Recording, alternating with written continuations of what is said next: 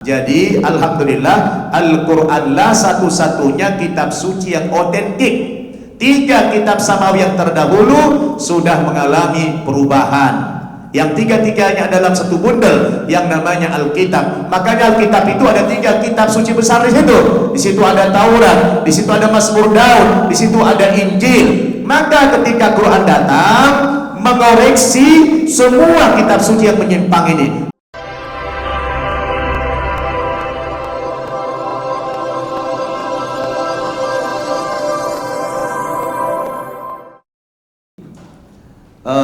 Tadi Sultan lebih banyak berbicara tentang pembinaan mualaf, tapi tidak dikupas apa sebenarnya tema ini, mencari jejak iman Ibrahim Al-Hanif ini. Saya juga belum sempat baca buku ini, tapi paling tidak bisa saya garis bawahi apa yang sudah disampaikan beliau. Perlu kita luruskan juga ya. Ada kadang-kadang ada orang beranggapan bahwa ada 3 agama samawi gitu ya. Ada 3 agama samawi yang 3-tiganya bersumber dari Ibrahim sebagai Abul Anbiya, bapaknya para nabi. Kalau kita baca ayat tadi, surat Ali Imran ayat 67, Allah tegaskan di situ, "Makana Ibrahimu Yahudiyan wala Nasraniyan walakin kana hanifan muslima." Ibrahim itu sekali-kali bukanlah penganut agama Yahudi dan tidak pula agama Nasrani, tapi Ibrahim itu penganut agama Islam, wa makana minal musyrikin, dan Ibrahim itu tidak pernah musyrik kepada Allah Subhanahu wa ta'ala. Kalau kita belajar di perguruan tinggi, ada namanya jurusan perbandingan agama. Dimanapun itu kampus di Indonesia ini selalu dikatakan dalam jurusan perbandingan agama itu bahwa agama samawi itu ada 3. Saya tidak sependapat itu. Saya akan bantah kalau ada yang mengatakan ada 3 agama samawi. Agama samawi cuma 1. Samawi itu artinya langit. Berarti sumber-sumber agama itu dari langit, wahyu. Nah, kalau kita sepakat dengan kata samawi, ya, bahwa agama samawi itu cuma 1, hanya Islam. Adapun Yahudi, Nasrani itu adalah agama sempalan, agama yang dibuat oleh manusia, tidak ada unsur wahyunya itu. Walaupun jadi yang betul begini, agama samawi itu 1, tetapi kitab samawi ada 4. Nah, begitu membahasakannya. Saya ulangi, membahasakannya begitu ya. Kitab samawi ada berapa? Ada 1. Agama samawi ada berapa? Ada 1. Apa itu? Islam. Tetapi kitab samawi ada 4. Apa saja? Taurat, Zabur, Injil, Al-Quran. 3 kitab suci yang terdahulu mengalami distorsi, mengalami perubahan, ya, ditambah istilah Quran itu tahrif, mengalami perubahan, ya. Jadi yang abadi cuma 1. Kenapa 3 kitab suci dulu mengalami perubahan? Karena pemeliharaan kitab suci yang terdahulu itu diserahkan oleh Allah kepada nabi-nabi yang bersangkutan. Ketika nabi itu meninggal dunia, berpindah kepada umatnya, oleh umatnya diotak-atik, ditambah, dikurangi, sehingga mengalami perubahan itu sampai kepada Injil. Maka ketika Quran turun kepada Nabi kita Muhammad sallallahu alaihi wasallam, penjagaan, pemeliharaan Al-Quran itu tidak Allah serahkan kepada Nabi Muhammad dan tidak pula kepada umatnya, karena berangkat dari pengalaman yang terdahulu, dikhawatirkan ini dirusak lagi, maka tidak ada lagi orang yang menyembah Tuhan nanti di muka bumi ini. Maka ketika Quran Allah turunkan, pemeliharaan Al-Quran itu di take over sama Allah. Allah tegaskan dalam surat Al-Hijr ayat 9, "Inna nahnu nazzalna dzikra wa inna lahu lahafidun." Sesungguhnya kamilah yang menurunkan Al-Quran dan kami pula yang memelihara, menjaga, ya, kemurnian, keotentikan daripada Al-Quran itu. Jadi diambil alih oleh Allah pemeliharaan Al-Quran itu supaya tidak lagi dirusak oleh umat yang datang kemudian. Makanya sampai hari kiamat Al-Quran itu tetap otentik. Di antara cara Allah menjaga Al-Quran dari kemurniannya bagaimana? Allah mudahkan Al-Quran dihafal. Wa laqad yassarnal Qur'ana lidzikri fahal min mudzakir, kata Allah. Sungguh telah dimudahkan Al-Quran dipelajari, dipahami, dihafal.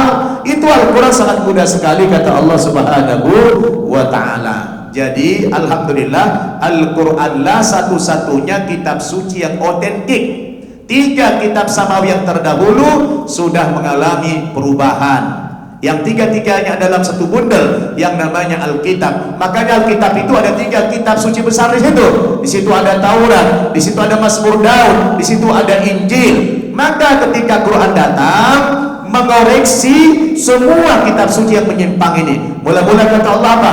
Fawailul lilladzina yaktubuna alkitaba biaidihim thumma yaquluna hadza min indillah liyashtaru bihi thamanan qalila. Itu surat apa? Al-Baqarah ayat 79. Celakalah orang-orang Yahudi dan Nasrani. Kenapa mereka celaka? Yaktubuna alkitaba biaidihim. Mereka tulis Alkitab dengan tangan mereka sendiri. Juga dalam surat Ali Imran ayat 78 Allah tegaskan, wa inna minhum la fariqan yalquna alsinatahum bil kitab litahsabuhu minal kitab wa ma huwa minal kitab wa yaquluna huwa min indillah wa ma huwa min indillah wa yaquluna 'ala Allahil kadhiba wa hum ya'lamun. Di antara orang-orang Yahudi dan Nasrani itu, kata Allah, ada di antara mereka ketika membaca Alkitab, membaca Injil itu mereka hiasi mulutnya kayak qari. Kayak qari di lagu-lagukannya itu Injil. Tujuannya apa? Litahsabuhu minal kitab, supaya kamu terkecoh seolah-olah yang mereka baca kitab suci yang benar. Padahal wa ma huwa minal kitab itu bukan lagi kitab suci yang benar, sudah dirubah. Wa yaquluna huwa min indillah, mereka mengatakan ini Alkitab kami dari Allah. Tidak, dibantah Allah. Wa ma huwa min indillah, Alkitab itu bukan dari Allah. Wa yaquluna 'ala Allahil kadhiba wa hum ya'lamun, mereka berkata dusta kepada Allah padahal mereka tahu kalau Injil itu mereka tulis sendiri dengan tangan mereka sendiri. Makanya setiap cetak ulang itu LAI, Lembaga Alkitab Indonesia, ada saja yang direvisi ayatnya, banyak sekali yang dirubah-rubah. Itulah buktinya bahwa Alkitab itu karangan manusia. Belum lagi kalau kita lihat dari kontennya, banyak yang porno-porno, banyaknya yang kontradiksi, banyak yang macam-macam, itu membuktikan memang itu kitab suci sudah mengalami perubahan yang sangat fatal. Tinggal Al-Quran lah yang otentik. Makanya kita luruskan. Di dalam perbandingan agama dipelajari, katanya ada 3 agama samawi, itu salah besar. Agama samawi cuma satu dari zaman dulu Allah turunkan, inna dina indallahil Islam. Kemudian kata Quran tadi, maka Ibrahim Yahudian wa Nasraniyan. Ibrahim bukan penganut agama Yahudi, bukan penganut agama Nasrani. Dan jangan sekali-kali disandarkan kepada Ibrahim itu dia seorang Muslim. Ibrahim tidak pernah mewariskan yang namanya Yahudi. Itu karangan orang Yahudi dan orang Nasrani. Saya harus balap nih speednya ini ya, karena saya hanya sebentar saja. Oleh karena itulah sekarang ini Bapak Ibu, bicara tentang pembinaan mu'allaf ini memang kita memerlukan sebuah skill, ya, skill. Karena kalau saya pribadi dulu, cara metode saya membina mu'allaf ini, karena saya tanya dulu, Anda muslim ini sudah berapa persen keyakinanmu terhadap Islam? Rata-rata belum 100%. Maka teknik yang pertama kali kita lakukan apa selama ini? Kita gugurkan dulu semua sisa-sisa kepercayaan dia terhadap agama sebelumnya. Dengan pendekatan apa? Dengan pendekatan perbandingan agama. Sehingga begitu dia gugur, jadilah muslim yang kafah. Alhamdulillah saudara-saudara. Sehingga karena dua kafah, Ustadz Rafiq dulu ketika mengajari santri kita, jarang yang 1 bulan Ustadz ya. Jarang 1 bulan, berapa minggu Ustadz? Paling 2 minggu, 3 minggu sudah bisa baca Quran.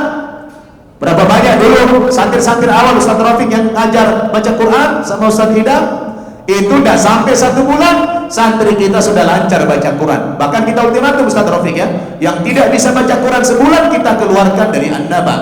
Apa yang membuat mereka terhalang sulit membaca Quran mudah adalah kalau tidak 100% muslimnya, tidak kafah muslimnya.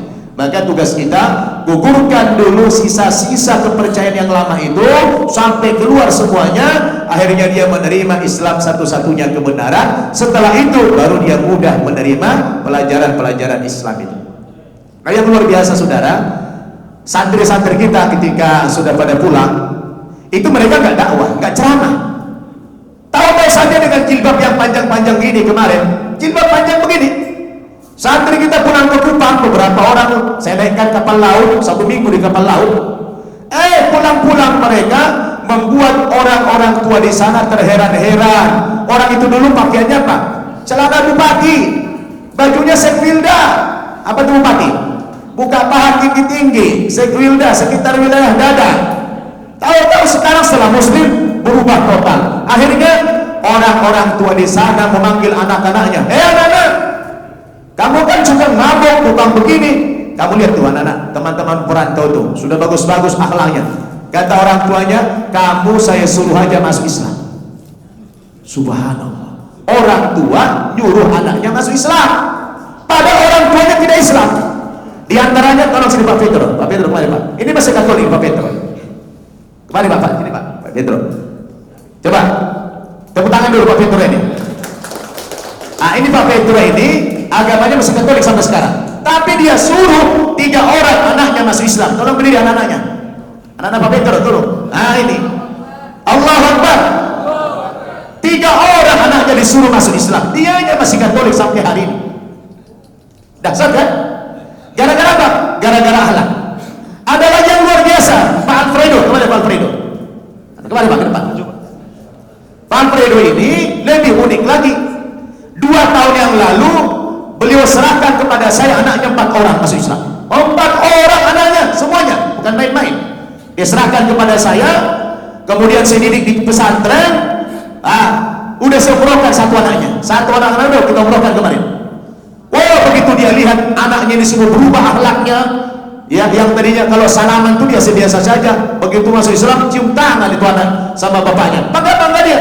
Akhirnya Pak Alfredo ini ketika masih Katolik, kerjanya Pak tiap hari ngajak-ngajak orang ke Islam, padahal dia masih Katolik. Takbir. Agamanya Katolik tapi tiap hari berdakwah. Bayangkan, sebelum dia masuk Islam 46 orang diislamkan sama dia. Belum Islam. Bapak ibu sudah berapa mengislamkan? Belum ada. Ini beliau ini masih beragama Katolik, sudah 46 orang diislamkan. Terakhir saya tanya dia, Pak Alfredo, kebetulan dia ketua RT, Bapak ngajak-ngajak orang ke Islam sudah 46 orang, Bapak sendiri belum Muslim, giliran Bapak kapan? Dia bilang, Ustaz, saya nanti akan masuk Islam kalau sudah semua warga saya masuk Islam. Subhanallah. Saya bilang, nanti Bapak keburu mati. Begitu warga Bapak masuk Islam semua, Bapak mati pula, belum masuk Islam. Rupanya dipikirin sama dia, dipikir sama dia. Belum selesai mengajak orang ke Islam semua warganya, sudah dia telepon saya setahun yang lalu, Ustaz, saya bersama istri ikut anak-anak saya saja semua masuk Islam. Allahu Akbar. Akhirnya Pak Alfredo saya bawa ke kantornya Duta Besar Saudi Arabia. Yang mengislamkan beliau ini adalah langsung Yang Mulia Duta Besar Saudi. Istrinya yang mengislamkan Yang Mulia Duta Besar Kuwait. Jadi luar biasa beliau. Dan sekarang ini beliau terus ngajak-ngajak orang kepada Islam. Di antaranya dia pengaruhi ini juga, tapi belum berhasil ya. Tapi dia suruh anak-anaknya pada masuk Islam. Takbir. Dan insya Allah Pak Alfredo, beliau punya cita-cita. Karena di kampungnya itu, di komplek dia itu sudah ada sekitar 50 orang yang Muslim. Dia bilang, Ustaz, kami kesulitan, tidak ada tempat sholat kami, tidak ada tempat kami mengaji. Kami kalau sholat kadang-kadang mesti menghadap ke salib. Bisa nggak Pak Ustaz bantu saya, katanya. Saya punya tanah 400 meter, sewakafkan aja tanah saya, bangunkanlah kami tempat ibadah kecil-kecilan saja, gak usah besar-besar, yang penting bisa ngaji. Saya bilang, Pak Alfredo, insya Allah sebelum berakhir tahun ini sudah jadi itu bangunan. Saya bilang, takbir, takbir. Kira-kira Ustaz Rafiq Masjid Raya dukung nggak itu? Mudah-mudahan. Jangan mudah-mudahan. Ustaz Usman harus dijamin. Kira-kira Masjid Raya dukung nggak itu? Kita pastikan sebelum berakhir bulan ini sudah tahun ini sudah jadi budgetnya, saya anggarkan 250 juta. Kira-kira siap tak kita dukung? Siap tidak dukung? Saya belum ada uang, tapi saya bilang, Pak, ingat itu Alfredo, sebelum akhir tahun ini sudah jadi itu bangunan. Saya tidak tahu dari mana uangnya, pokoknya jadi aja lah. Takbir, Allah Akbar. Silakan duduk Pak Alfredo. Nanti aja. Nanti kalau mau nonton videonya lihat di Anda TV di YouTube ya. Jadi iri kita kan? Iri. Waktunya sudah habis kemakan. Jadi demikian. Jazakallah khair. Mudah-mudahan ini yang 7 orang ini, tolong berdiri lagi yang 7 orang. Seragamnya ini langsung kita kasih seragam. Kita dandanin bagus-bagus. Kemarin waktu datang belum begini ganteng nih, belum. Tapi begitu masuk Islam wajahnya berubah langsung bercahaya. Takbir. Itulah Islam. Langsung kita servis makan enak-enak, Pak. Saya kasih makan enak-enak mereka, kita kasih di pakaian bagus-bagus, wajahnya coba lihat. Allahu Akbar ya, bersinar. Ini juga Masya Allah ya.